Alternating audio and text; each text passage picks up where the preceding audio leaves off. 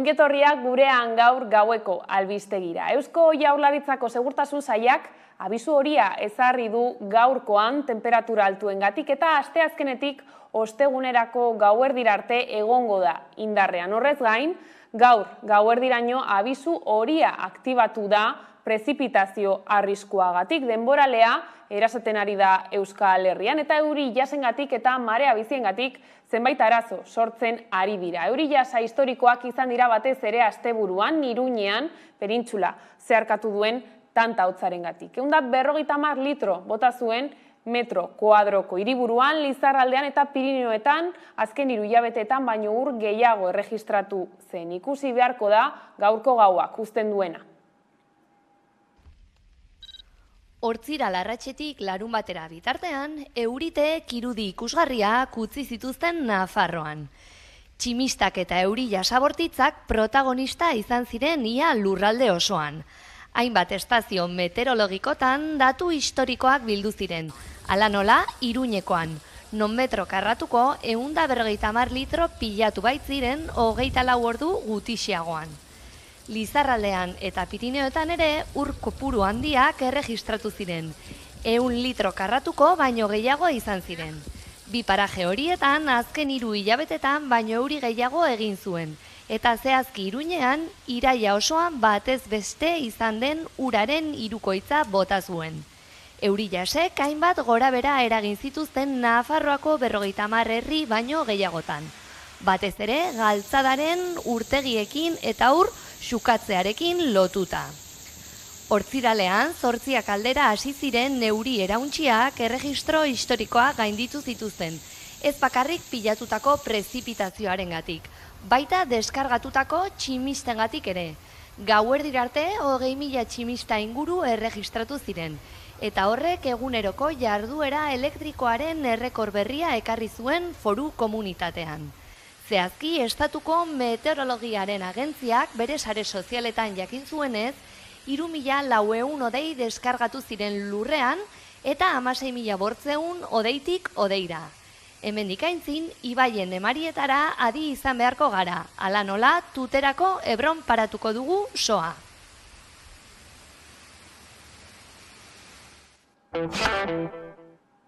Gaur iraiak 4, Ipar Euskal Herriko 51.000 ikaslerentzat oporosteko lehen eskola eguna izan da. Nafarroako Unibertsitate Publikoko 8.400 ikaslek ere gaur ekin diote ikasturte berriari.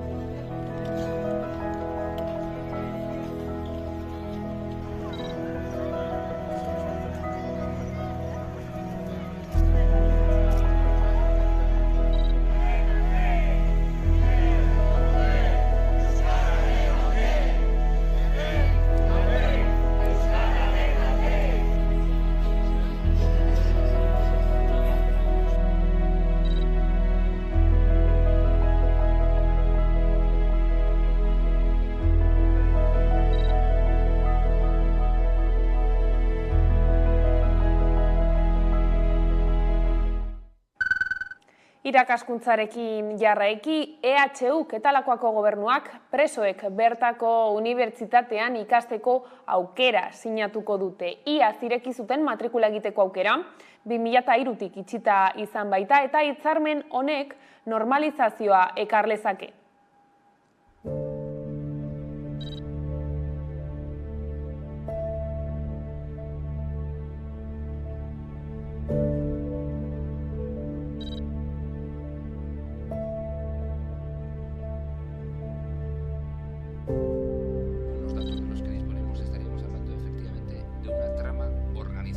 Y mantenida durante décadas. Estas cosas las niego de raíz.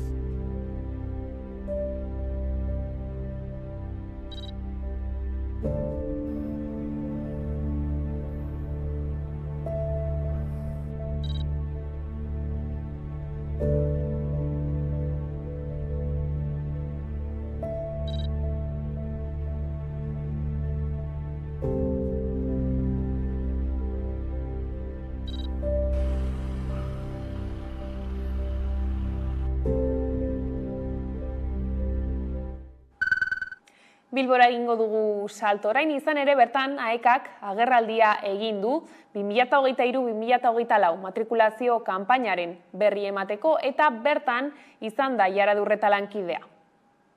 Matrikulazioa zabalik da AEKako euskaltegietan. 2023-2024 ikasturteko aurkezpena egin dute Bilboko Euskaltzaindiaren egoitzan eta bertan aurtengo kanpainaren aurkezpenaren leloaren berri eman dute. Euskara hurbil, zu urrun heltzeko.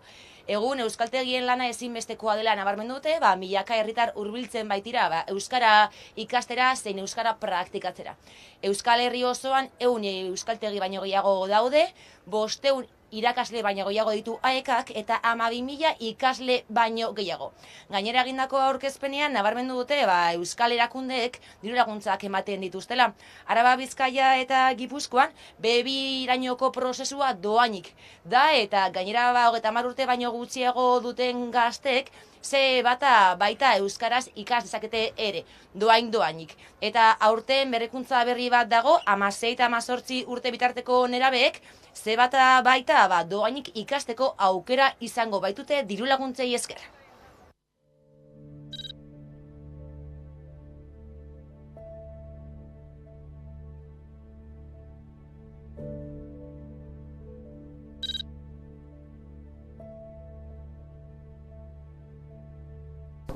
Izan ere, AEKako euskaltegi guztietan matrikulazioa zabalik dago. Euskara ikasteko garaia berriz hemen dugu.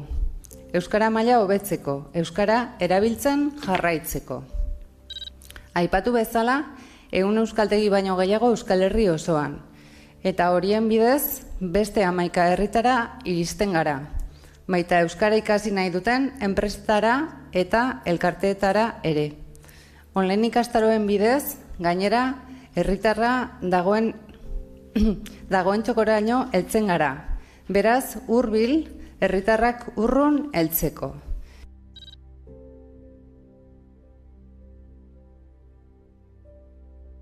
Hamasei 18 urtekoentzat, C1 maila prestatzeko dirulaguntza berria zabaldu da. Bestalde, Nafarroan aurten laguntzak zertxobait emendatu dira, eta iparraldean ere euskara ikasteko diru partida ere bada. Gasteizen berri ziri hezitzaileak 230 jarduera aurkeztu ditu 2023-2024 ikasturterako. Programa horrek 29 proposamen berri ditu ikasturte berrirako eta izen emateko epea gaur ireki da lehentasuna duten ikastetxeentzat.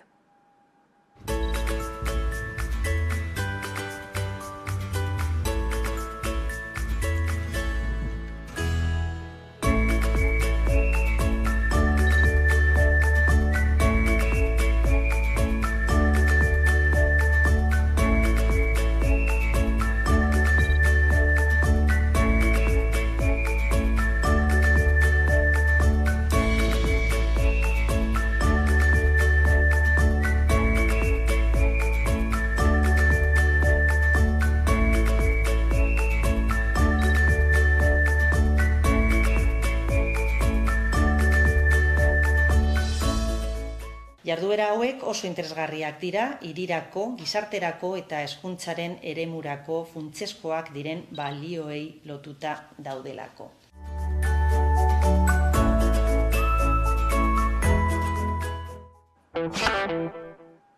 Politika arlora salto konstituzioaren beste interpretazio bat adostu dadin nahi du Inigo Urkullu Eusko Jaurlaritzako lehendakariak. Zehazki, konbentzio konstituzional bat eskatu du erabakitzeko gaitasunean sakontzeko.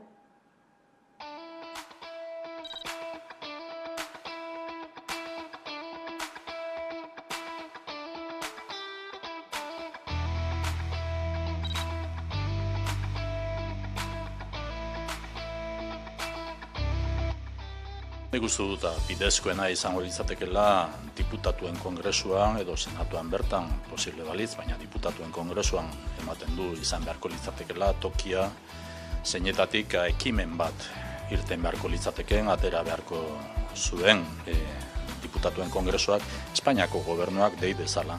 Olako konbentzio konstituzional batetan parte hartze nortzuk izan beharko liratekeen.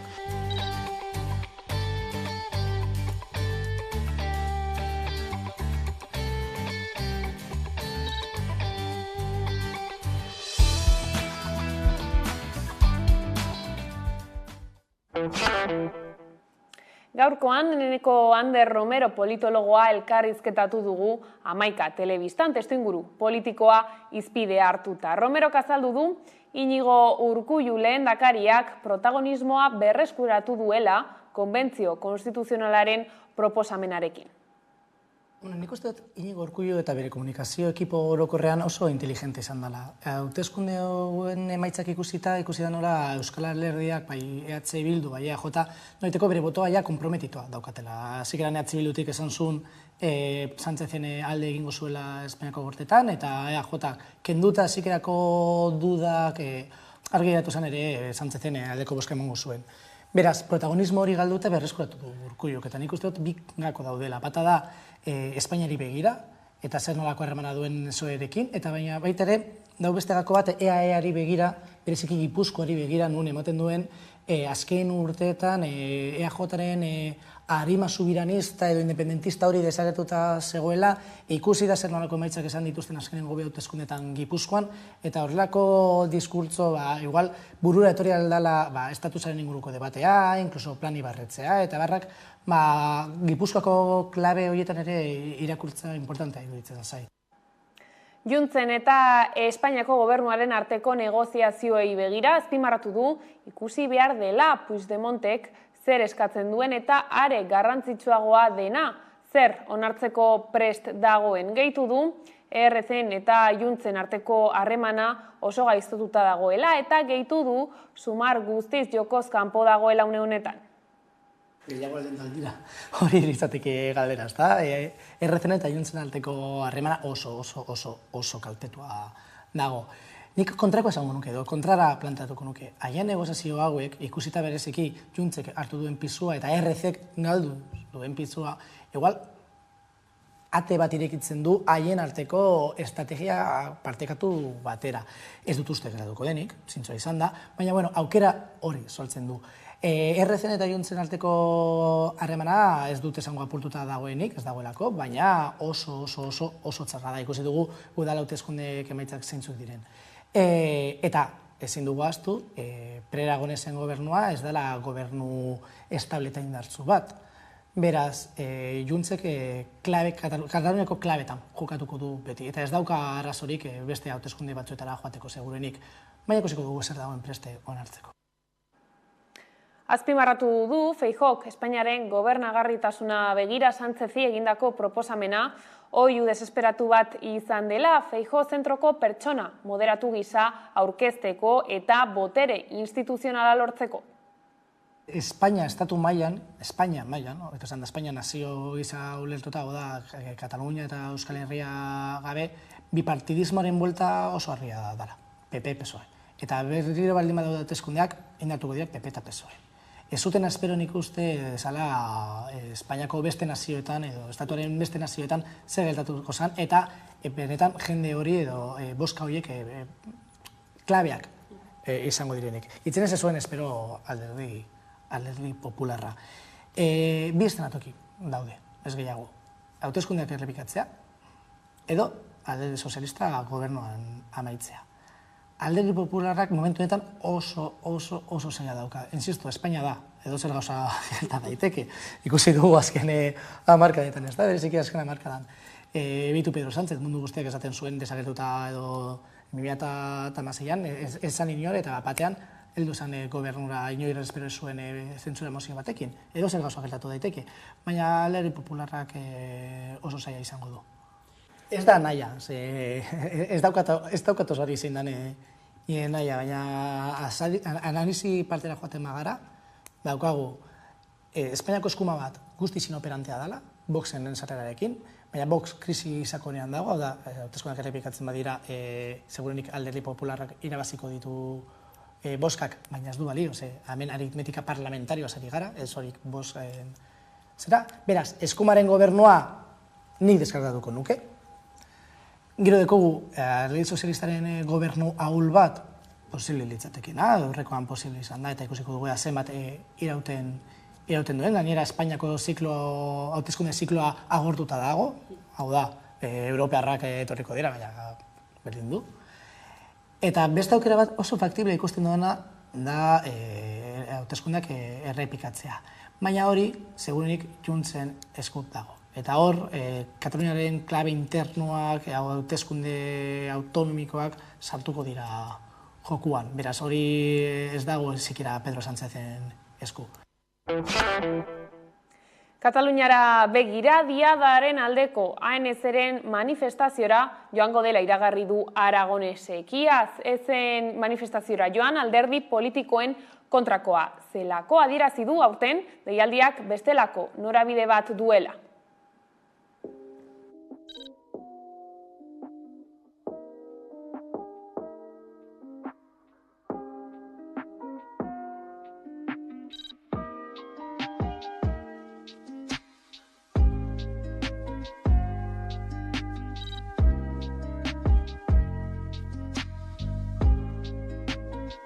Crec que, a més, aquest any està molt enfocat cap a la pressió cap al govern espanyol en ocasió d'aquesta investidura, recordant quin és el nostre objectiu, que és la independència del país, i tot el que hem d'aconseguir, no només avançar cap a l'amnistia, sinó també a resoldre el conflicte polític amb l'Estat, és a dir, Catalunya.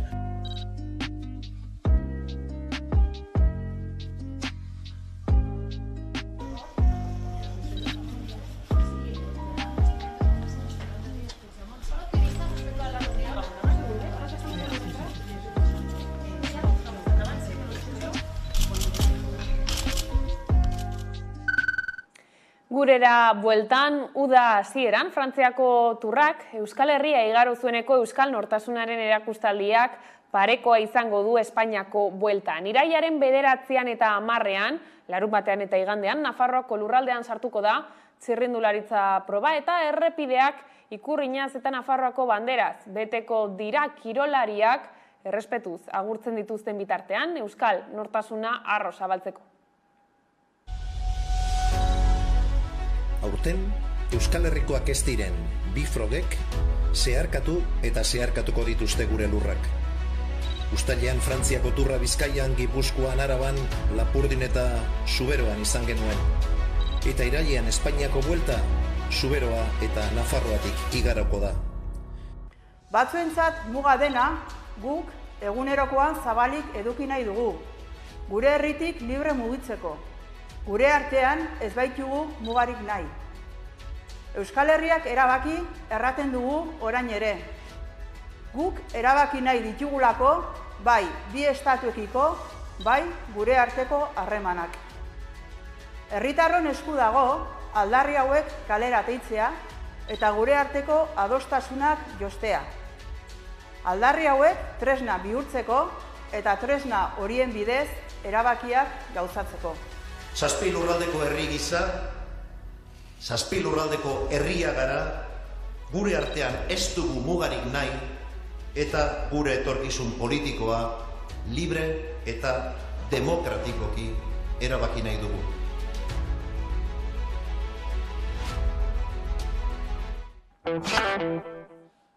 Gizarteko gaiei dagokionez, Grasi Etxebere agurtu dute Ortzaizen. Jende handan abildu zen bertan pasa den ostiralean.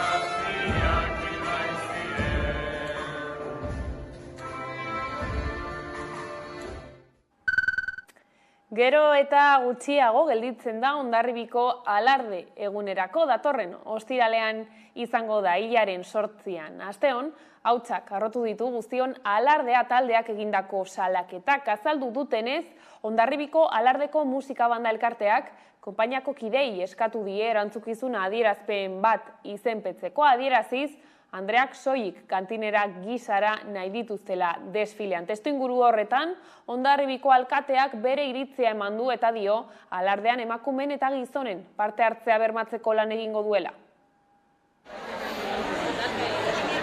Iraiaren 8 ostiralean ohiko Hondarribiko alardea izango da. 26 urte igaro dira emakumeak kalera irten zirela alarde parekide bat lortu nahian. Txiki sortu zen konpainia hura etengabe handitu da urtez urte. Iaz 1000 lagun inguruk hartu zuten parte alarde parekidean, baina bestela ere asko izan ziren Gora Jaizkibel oihukatu eta Txalo Arten hartu zituztenak. Oraindik baina lanean jarraitzen dute alarde parekide bakarra eta publikoa lortu arte. Herrian ordea bada talde bat emakumeak alarden kantinera gisa soilik nahi dituztenak. Eta horra Hondarribiko alardeko musika banda elkarteak iragan astean alarde parekidearen aurkako agiri bat sinarazi zien bere konpainiako kideei, gainontzean kanporatu egingo dituztela ohartarazita. Guztion alarde elkartetik erabat gaitzetsi zuten agiri hori, eta udalari esku hartzeko eskatu zioten. Udalak jeltzalen esku zegoenak orain arteko alardeetan entzungor egin du, baina aldaketa adierazgarri bat izan da agintetzan. Urteetan EAJ eta indarran egon ostean Abotsanitz plataforma dago orain, eta dagoeneko aldaketa nabari da. Izan ere Igorren Paran alkateak esan du alardean Andreak eta gizonak ateratzeko lan egingo duela. Nabarmendu du alardea hondarribiar guztien ondare inmateriala dela. Eta alarde parekidearen aurkako agiriari helduta, alkatak argi eta garbi esan izan du udaletxeko eta bere bulegoko ateak irekita daudela, eta idatziak eragiten duen edonor babestuko duela ez baitu inolako purgarik onartu nahi. Dagoeneko Jaizkibel konpainia entxeguekin hasi da ostiralean dena aurreikusi moduan joan dadin. Aurten gainera beste aldaketa bat izango da, Noera Ferreirak hartuko baitu Oian Etxebarrietaren lekukoa, Jaizkibel konpainiako kapitain berria izateko.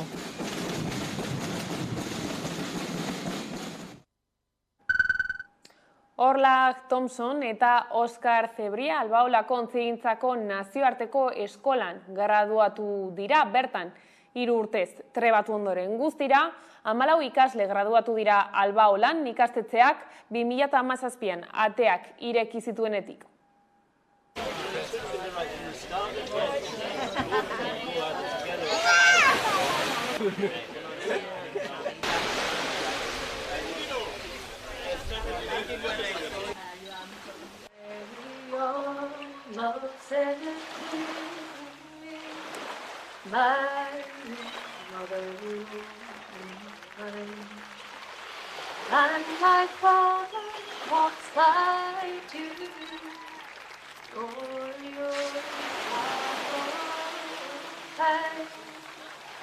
And she stepped away from me. I wish you didn't say. Bueno, hori esan digu Donald honek, ez? Beha da Irlandako itsasondarearen aditu handi bat, oso ondo ikertu ditu Irlandako itsasontzi tradizionalak, baina esan digunez danak Euskal Herrian bezala, gertatu zen bezala, han ere, eta leku gehienetan bezala, hori dana galbidean dago, eta gaur egun gelditzen dian azkena dia 2 familia, baina oso zarra dianak, ja lanbidea ustear daudenak, eta asko poztu da gure Orla gazteak, lekuko hartu duelako, eta horrek agian pizgarri gizan lagundu dezake Ipar Irlandan baita ere beraien ondareari eusteko, ezta? Aurten 2023 urtean argitaratu da hilekoaren produktuen eraginkortasuna odolarekin aztertu duen lehenengo ikerketa. Hala ere, ikerketa hori ez da hilekoaren odolarekin egin, giza globulu gorriekin baizik. Horrek zeresana piztu du gizartean, eta horren inguruan hitz egiteko Ana Galarraga, Eluiar Fundazioko zientzia divulgatzailea daukagu pantailaren bestaldean. Gabon, Ana? Kaixo, Gabon. Oregongo Osasun eta Zientzia Unibertsitateko 4 emakumek egin dute ikerketa, hori esanguratsua da ere, baina zeintzuk dira zuk esango zenituzkeen punturik garrantzitsuenak? Bueno, izenburuan bertan esaten dute lehenengo aldia dela odolarekin egiten dena horrelako esperimentu bat.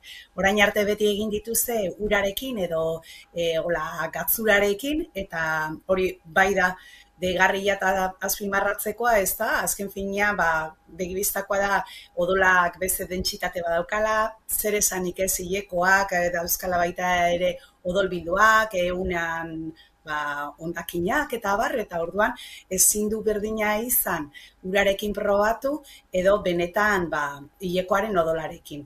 Aitortu dute hasieratik hilekoaren odolarekin ez, baina behintzat hurbilketa bat egin dutela eta erabili dute azken finean odola ateratzen digutenean eta poltsatan plasma eta bestelako zelula batzuk eta aprobetxatzen dira eta batzutan gelditzen dira globulo gorriak eta hori gertatu zitzaien. Soberan zituzten globulo gorri horiekin probatu dituzte produktuak. Eta ze nahi zuten ikusi? Nahi zuten ikusi ia zeinek zeukan biltzeko edo xurgatzeko gaitasun handiena eta konparatu dauden produktu guztien artean. Eta horiek ziren diskoa alde batetik, kopa, konpresak, tanpoiak eta kuleroak. Eta ikusi dute, etxe desberdinetakoak eta baita ere xurgatzen maila desberdinetakoak, ez? Super edo ertainak eta deitzen zaizkien horiek, eta konturatu dira jartzen dutenarekin ez daukatela zerikusirik gero benetan zenbat xurgatzen duten. Eta hori zergatik, bazalako inolako kontrolik egiten. Alegia, marka batek esaten almadu, neria hau da super, eta beste marka batentzat, ziero desberdina baldin bada ere, ez dago eskakizunik horren inguruan. Orduan ezin dira produktuak elkarren artean konparatu eta emakumezkoentzat, gure ongizaterako eta lasaitasunerako, ez da oso eraginkorra, ez da azken finean ezakizulako produktu jakin horrek zenbat xurgatzen duen lehen ez badezu erabili ez direlako danak konparagarriak. Gero emaitzetan, esan dute gehiena biltzen duena diskoa dela, horren ondotik datoz konpresak, tanpoiak eta kopak antzera, beti ere super edo asko xurgatzen dutenak izan da tanpoiak eta konpresak, eta gutxiena kuleroak. Eta, agerian jarri dute, oraindik ere zenbat gelditzen dan egiteko eta zenbat faltadan ikertzeko, ze esan bezala hau, eta beraiek esan da, aurrera pauso txiki bat baino ez da izan, baina orain arte zegoelako ezerrez. Hortxe ikerketaren ondorioak, esan duzue ere hamarkada zehatz batean, emakumezkoei edo hilerokoari lotutako ez da 400 ikerketa argitaratu direla, baina aldiz gizonezkoekin lotutako 10.000 ikerketa egin direla epe berdinean, horrek zer esan nahi du? Ez gizonezkoekin gainera, gizonezkoekin askoz gehiago. 10.000 ziren bakarrik, zutitzeko arazoak zituztenak, erekzio arazoak, ia ikerketa guztiak, medikuntzan, gizonekin eta gizonentzat egiten direlako. Eta hori ikusten da, gero albondorioak eta askotan ateratzen direnean, espero gabeko albondorioak beti emakumeetan izaten dira. Azken adibide bat oso garbila daukagu, COVID-19 kontrako txertoekin, ikusi zuten gerora, eman zizkibutenean dosi bat baino gehiago, emakume asko hilekoan izan zituztela gora bera desentekoa, batzu jarillo handiagoak izan zuten, beste batzuk zikloa aldatu zitzaien, gerora, behintzat begiratu zuten eta esan zuten, ez zirela larriak eta gainera bere onera etortzen zela, baina horrek agerian jartzen du nola kaleratu aurretik botikak eta txertoak eta abar ez duten begiratzen emakumezkoetan zer ondorio dauzkan. Eta, beste behin ere emakumeen kontrako diskriminazio argia ikerketa medikoan. Eta adibide hori oso esanguratsua da ez da, 10 urtetan hilekoarekin lotuta pentsatzen bat gauzak, dismenorreak, endometriosia, menorragiak, hori guztiak kontuan hartuta guztira 400 india eta gizonezkoen zutitzeko arazoekin 10.000. Pixkat ikusteko zein izaten da neurria. Esango zenuke orduan medikuntzan emakumezkook bazterketa antzeko bat daukagula? Bai, eta hor egin diren ikerketetan ikusi dute adibidez, gai baztertuenak edo gutxien begiratzen direnak eta gehien eragiten digutenak diferentziak badaudelako, dira batetik arazo psikiatrikoak, gero minbiziekin lotutakoak, eta hor paradoxikoa da, adibidez, bularreko minbizian bai da gizonezkoak ateratzen direnak kaltetuak, ez deulako aurre ikusten gizonezkoek ere bularreko minbizia izan dezaketela eta zentratzen dira emakumezkoetan, eta gero ugalkortasunarekin eta lotutakoak ere asko begiratzen dira, baina bakarrik aurrak izateko gaitasunarekin eta lotuta. Gainerako guztia ez da begiratzen. Eta adibidez, menopausia ez da asko ikertzen eta ez zaio arreta ondiri jartzen, hor ja, nola esateko, ez dalako hain garrantzitsua ikerketa medikoarentzat, ugalkortasunarekin ja ez da olako zuzenean lotuta. Hileroko odolarekin ere, beste hainbat gaixotasun diagnostikatu daitezkela antzeman duzue, ez da? Zer nolako gaixotasunak dira horiek? Hori da, ikerketa horrekin lotutako editorial batean, aipatzen zuten, hilekoaren odola analizatuta bertan ikus daitekela adibidez diabetesa badaukasun, edo ez, baita, baldin badauzkazu hilekoarekin lotutako gaixotasunak edo asaldurak horiek ere begiratu daitezke, eta azkenik, umetokilepoko minbiziarekin lotuta daun giza papilomaren birusa ere detektatu daiteke hor, eta adibidez, Papa Nikolau testa egitea baino askoz erosoagoa da eta errazagoa hilekoaren odolean bertan begiratzea. Eta diagnostiko horiek izango lirateke askoz errazagoak egiteko orain egiten direnak baino, eta horrek erakusten du gainera, badaukala bere balioa, ez da, eta guztiz baztertzen da, eta ez da inoiz aintzat hartzen. Ikusten dugu, Ana, aurrera pausuak eman direla, ez da, arlo honetan, baina oraindik ere asko dagoela egiteke. Hemen utzi behar dugu konexioa gaurkoan, mila esker gurekin egoteagatik. Eskerrik asko zuei, horren arte.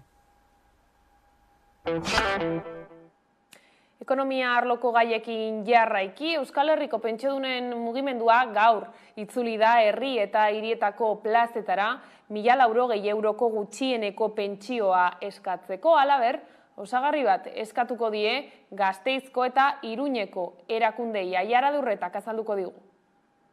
Hegoaldeko pentsiodunak kalera itzuli dira berriro. Oporraldiari agur esatarekin batera, 1.080 euroko gutxieneko pentsionaldeko aldarria Euskal Herriko herri eta hirietako plazetara bueltatu da beraz. Oharbidez, adierazi dutenez pentsiodunek, hauteskundeak baino lehen, aldirdiengana jo zuten euren oinarrizko aldarrikapenak hauteskunde programetan sar ditzaten eskatzeko. Eta orain hauteskundeen ondoren, berdin egingo dute eta euren aldarrikapenak gobernu programetan jaso ahal izateko. Gainera gogoratu beharra dago, ikasturte honetan Jaurlaritzaren hauteskundeak izango direla. Nafarroako gobernuari zein lakoari exigitzen diote 1.080 eurorainoko osagarri hori behingoz ezartzeko.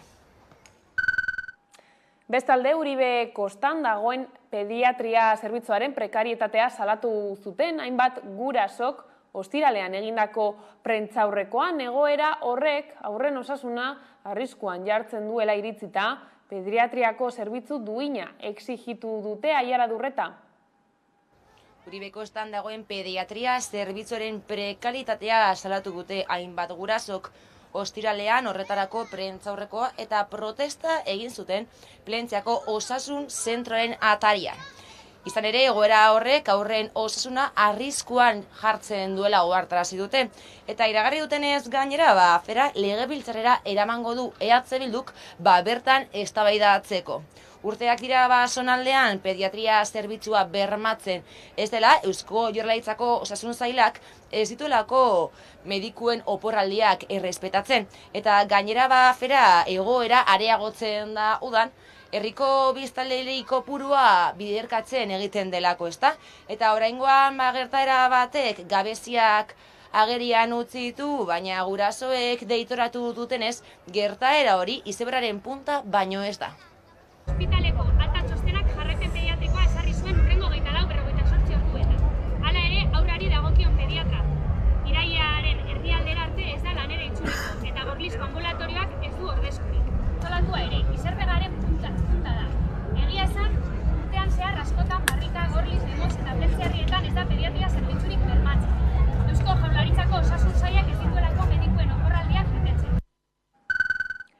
Iruñean berriz, kontzentrazioa egin dute Korreoseko garbitzaileak duten egoera salatzeko. Iazko abenduaren 15ean, Korreoseko garbiketa zerbitzua Limpiezas J. Córdoba enpresak hartu zuen eta ordutik irregulartasunak besterik ez dituztela salatu dute garbiketako langileek.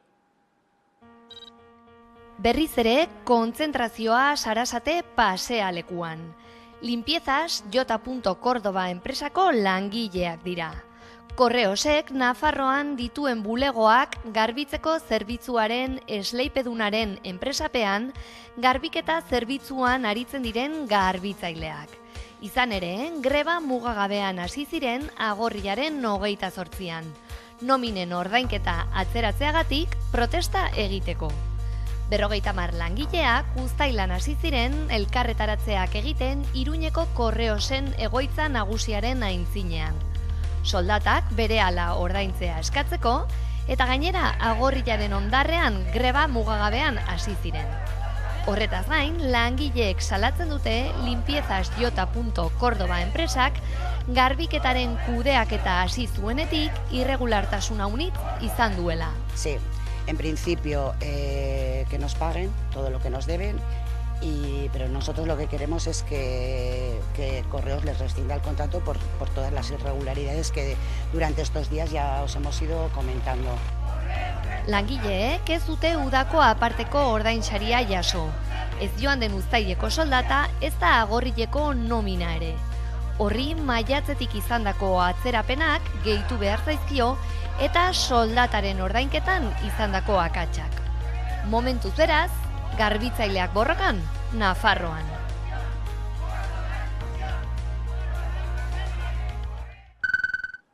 Elikadura prezioen igoera orokorraren barruan, oliba olio birjinarekin gertatzen ari dena nabarmentzekoa da. Hego Euskal Herrian, litroa 10 eurora iritsi da dagoeneko. Igoerari erreparatuz, kontsumitzaileak beste landare koipe batzuei begiratzen hasi diren bitartean, nekazarien erakundek deitoratu egin dute igoera horrek ekoizleengan eraginik ez izatea eta bai ordea balio katearen beste kate begi batzuetan. Oliba olioaren prezioek gorazko joerari eutsi diote eta iragan astetik 10 eurotan saltzen ari dira olio birjina estraren litroa. Duela urtebete gutxi pentsezina zen. Espainiako Estatistika Institutuko datuen arabera, oliba olioaren prezioa 128,8 igo da azken urtean, baina Virgin Extraren kasuan kalitate handienekoan igoera 227 igorakoa izan da. Prezio igoera horren atzen zer dagoen? Alde batetik joan den kanpainan izandako uztaren murrizketa handia dago, lehortearen ondorioz ekoizpena 150 inguru jaitsi baita. Eta horri erantsi bartzaio hurrengo kanpainan antzeko ekoizpena aurreikusten dela. Europako batzordaren arabera aurreko urtean baino 139 gutxiago ekoitziko da. Kontsumitzaileen eta erabiltzaileen erakundeak salatu duenez, oliba olioaren prezioa igo eginda batez ere azken hilabete eta erdian, 1,5 igoerarekin. Horren ondorioz batez besteko prezioa 8 eurotatik 9 eurotara igo da, eta markaren baten kasuan 12 eurotik gora dago jada. Bada erabiltzaileen eta kontsumitzaileen elkarteak salatu du supermerkatuetan gaur egun dagoen olioa baino askoz merkeago salerosi zitzaiela ekoizleei. Ildo beretik kexu dira nekazarien erakundeak ere. Oliba saltzaileak ez dira prezioen igoera horretaz baliatzen ari, eta ministerioari eskatu diote oliba olioaren ekoizpen katea kontrolatzeko, gerta litezken gehiegikeriak eta espekulazioa saiesteko sektorean nekazariengan ondorio negatiboak baititu. Argi dago prezio igoera handi horiek kontsumitzaile eragiten dietela eta horren ondorioz oliba olioaren kontsumoa murriztu egingo dela. Horren ordez beste olio batzuk erabiliko dira eta kalitate handiagoko eta garestiago diren olioetatik merkeagoetara mugituko dira. Horre galera ikaragarriak ekarriko ditu.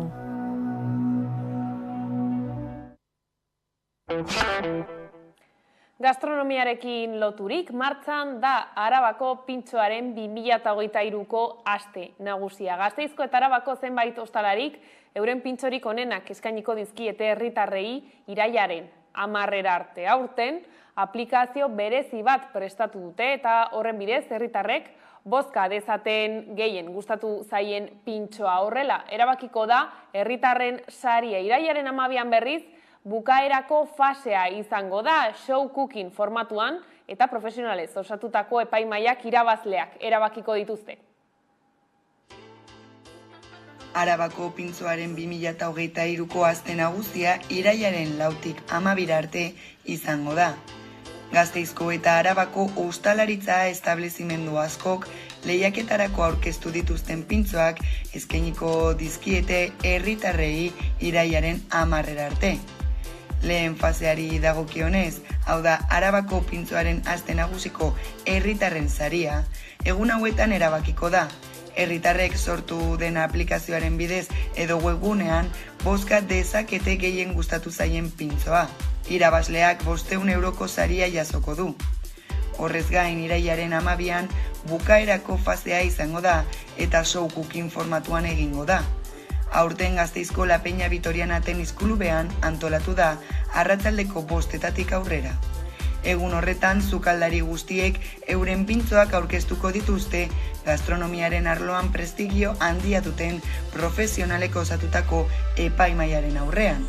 Zaporea, originaltasuna, errezeten aurkezpena eta tabernako zerbitzuaren testu inguru barruko bideragarritasuna besteak beste aintzat izango ditu epaimahaiak pintzo irabazleak aukeratzeko.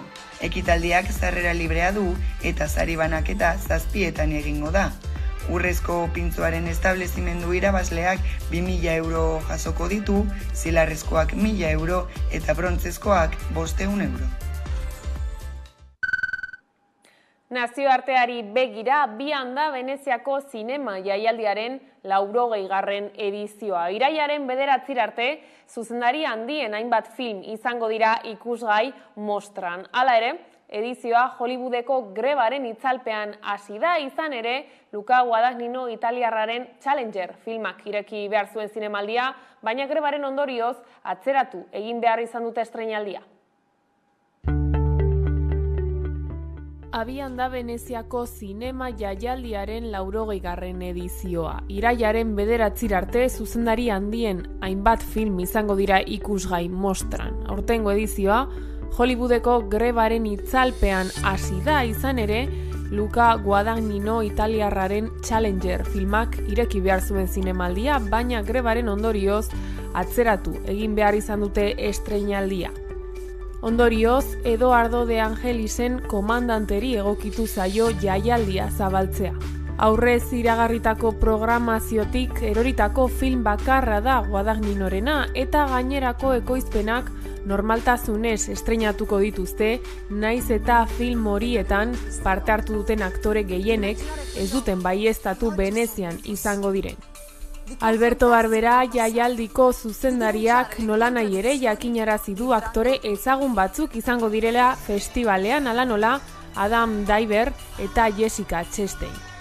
Bere aldetik Pablo Larrain txiletarrak El Conde estreinatuko du Veneziako sail ofizialean, Augusto Pinochet diktadorea vampiro baten moduan aurkezten duen filma da, eta Yorgos Lanthimos greziarrak berriz Poor Things, Emma Stone aktorearekin batera egin duen 3. filma estreinatuko du. Gurera bueltan, Euskal Zinemak ere tartea izango du Veneziako Mostran Victor Iriarteren lehen filma, Sobre todo la noche estreinatuko baitute larun batean, Jornate deli autori atalean azaroaren batean iritsiko da pelikula Hego Euskal Herriko zinema aretoetara. Gogoratu beharra dago 3 aste barru astekoa dela Donostiako zinemaldia eta hala Mostra hurrengoentzako ikasbidea izan daitekeela.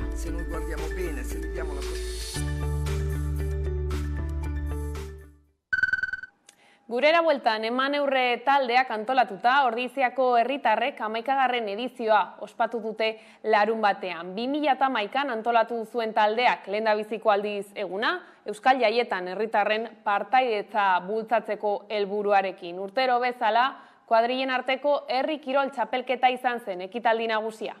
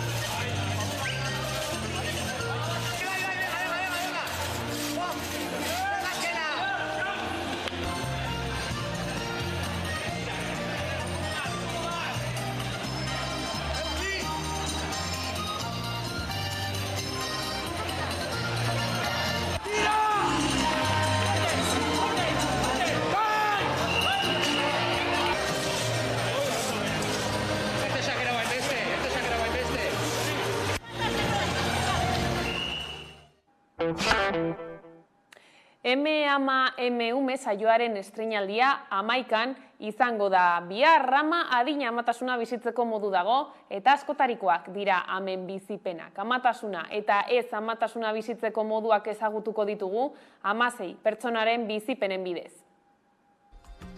Ama adina modu dago amatasuna bizitzeko eta askotarikoak dira esperientziak. Amatasunak eta ez amatasunak feminismotik pentsatzeko garaia da. Eta horretan saiatuko gara 16 pertsonen bizipenetan oinarrituko den saio honetan.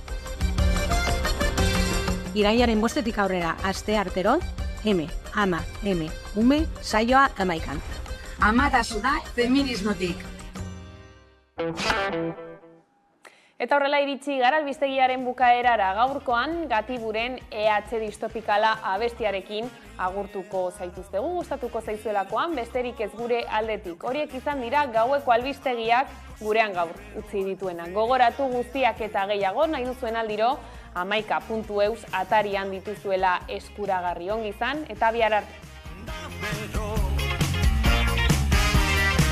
Islandian San Fermin, Iruñan Porre de mi, distopikal, Euskal Herri tropikal, ongi etorri paradisura, distopikal, Euskal Herri tropikal, merengue eta saltza gorputzaren gintza.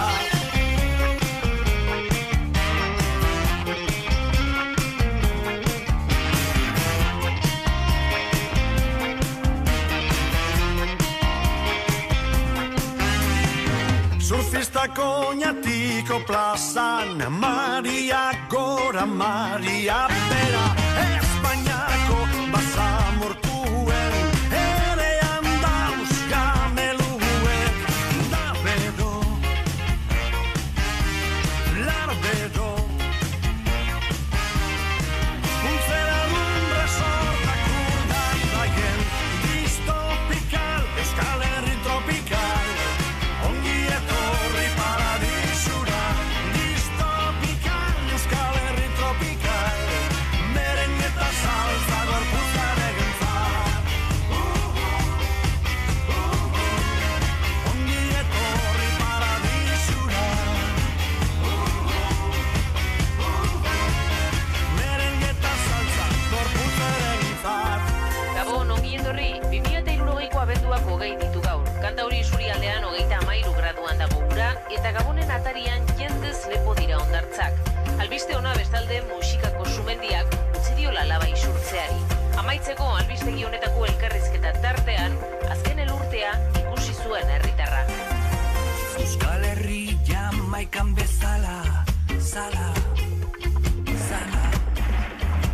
Cambio climático se nos dispara, para.